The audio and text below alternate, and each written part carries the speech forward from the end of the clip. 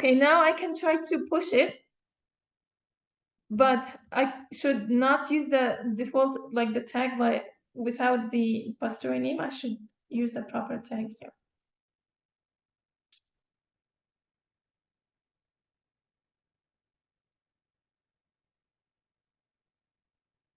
Now let's see if I can try to push it, if it will allow me. Now it's pushing. Okay, once it's done, it should be available for public. Anybody who knows where it is can just download it and run the application. So it says pushed. If I go to my repository there and refresh,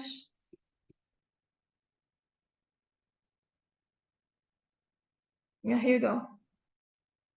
Okay, now let me delete.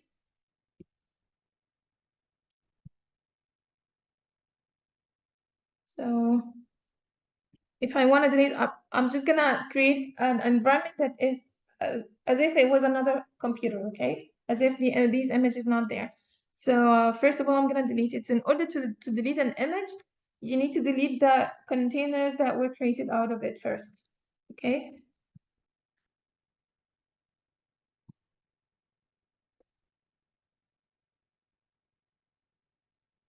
So how I do that? So docker remove.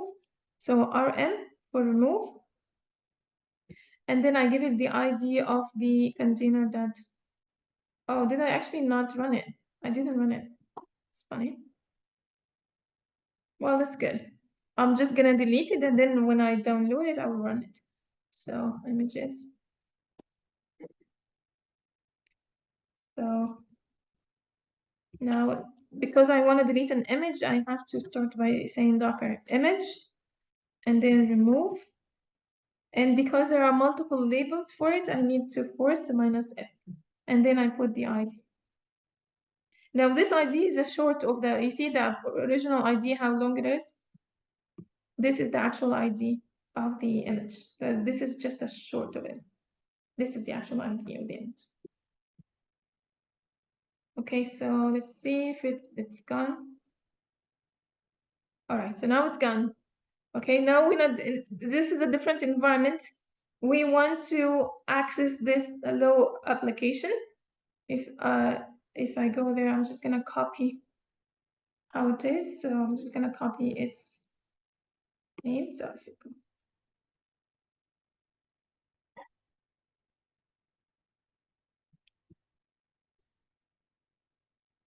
so if I say that's just the name of the image without the repository, it will try to find it in library, which is not gonna find it.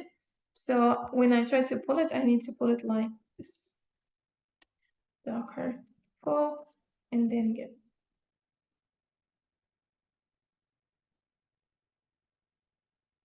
All right, now if I Docker images,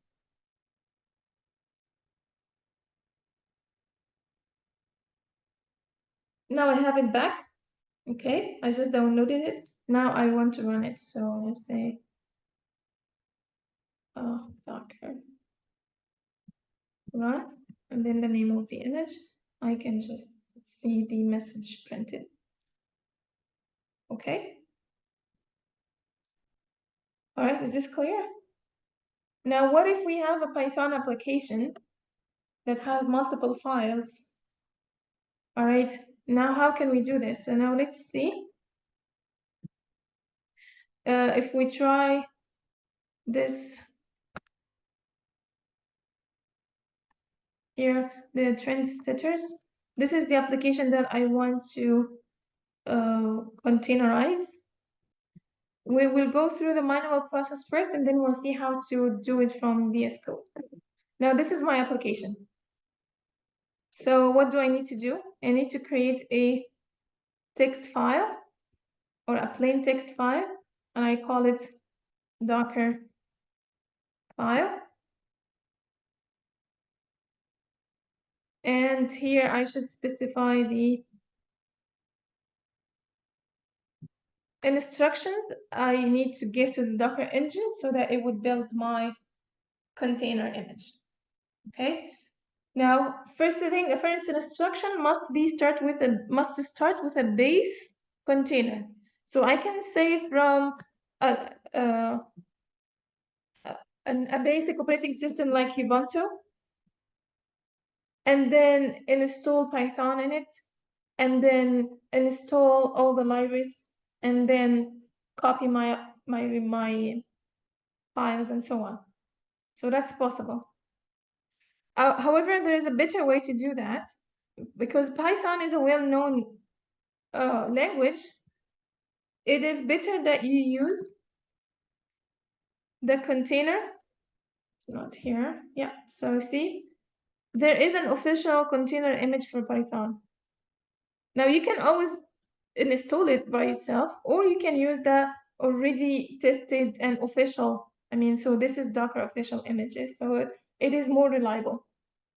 However, you have to know which version of Python are you working with and choose the image that has this version, okay?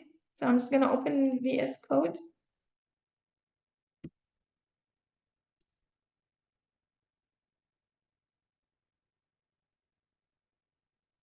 Now you see the version I'm working with is Python 11.8. Now, if I just pull the image like this without any tag, the default tag is the latest, and the latest is not what I want. Okay, so I can go here in the tabs, in the tags tab, and you can see there are a whole lot of images like with different versions. Now I can search for the 3.11.8, which is the one that I need.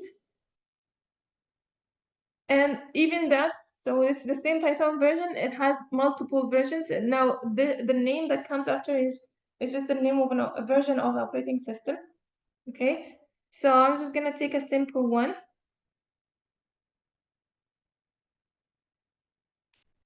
Here, so if you go there, you can find some documentation, some information about the container. Like now you see it is built on a Debian, which is another operating, like a Linux-based operating system. So when we base our container on this, so that container image has an operating system as its base. So an operating system has to be the first layer anyways, but it doesn't have to be in our Docker file. So if we get this image, it already has the operating system with it.